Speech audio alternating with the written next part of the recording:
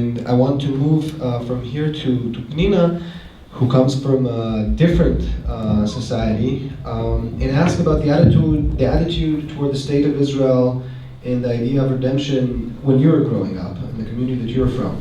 How is it different? In what ways is it similar? So it's not as different or as similar as maybe Tehila described it from her point of view.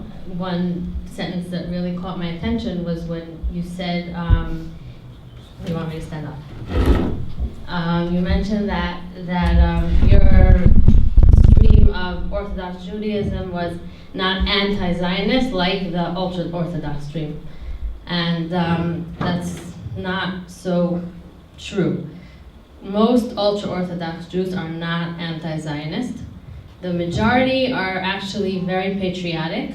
Most of the flack I get from my political views in the Haredi world is that I'm not Zionist enough because I'm left-wing, and that bothers people way more than anything else, including my own family, because it's not perceived as well, all kinds of reasons, anti-religious, whatever. We don't have to get into it, but I think the best way to describe the ultra-Orthodox attitude towards the state would be,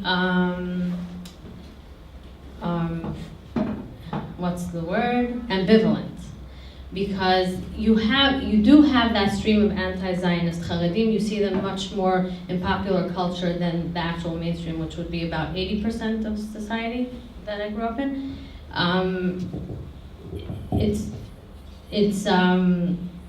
The ambivalence comes from the fact that before there was a state, everyone was anti-Zionist in the ultra-Orthodox community, almost everyone. And they write about it, and they each, by the way, give totally different reasons. If you read what people wrote, this one said it won't happen, and therefore, because it won't happen, we'll just bother the Goyim, and then we're going to get massacred, and that's not a good reason. All kinds of reasons, ideological reasons, religious reasons, whatever.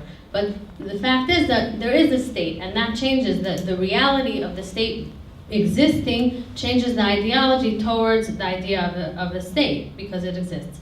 So most Haredim are involved in the Israeli political game. We have two Haredi parties that are not small at all, and are quite powerful and have a lot of clout within the Knesset.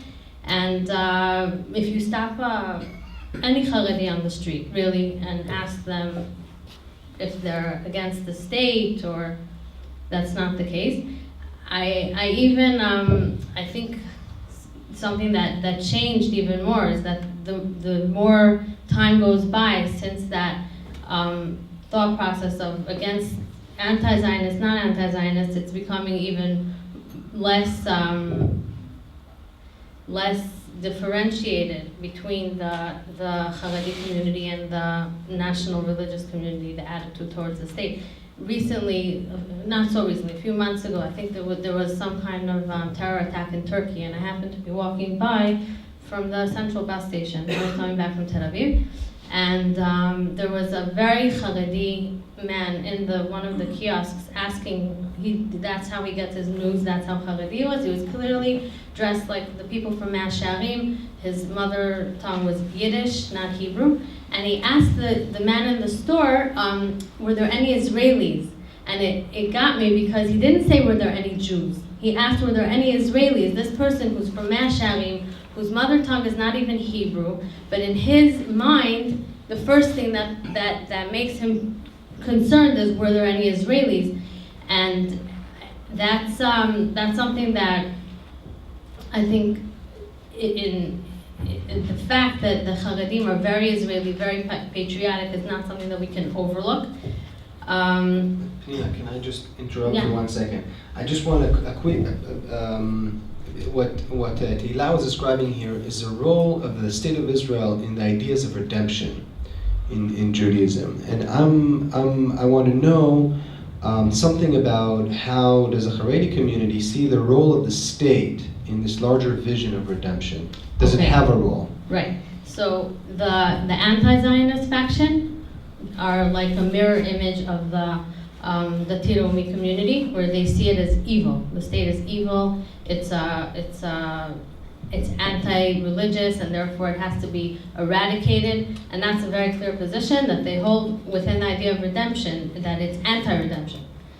The ambivalence of the mainstream Haredi community is basically an ideology that says we don't know. There's a state, it exists, we have to cope with what it is a practical fact. We're happy that it exists because it protects us, because it's good for us, it's, brings us all kinds of things that are, it also created the yeshiva world, which is a very positive effect for most Haredim in our view.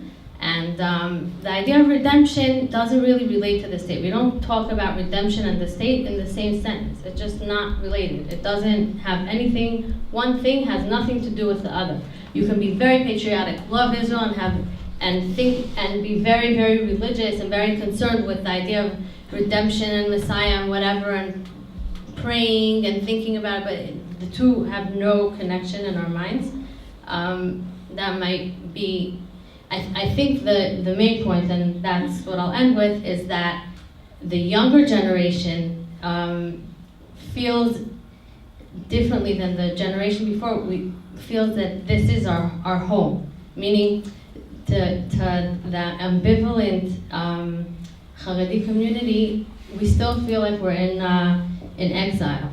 It's a weird kind of way to think when you live in Israel, but that's how most Haredim view their being in Israel. They still feel like we're still in exile. And I think the young generation that's younger than me already, in their 20s and teens, feels at home. And that's why they might be more connected to that type of radical idea where revenge and all that, because they feel comfortable. They feel like the Goyim aren't out to get us anymore. This is our place, we can do whatever we want. We have to figure it out for ourselves. Okay, so from Tehila we heard about how the state of Israel ties. Yes.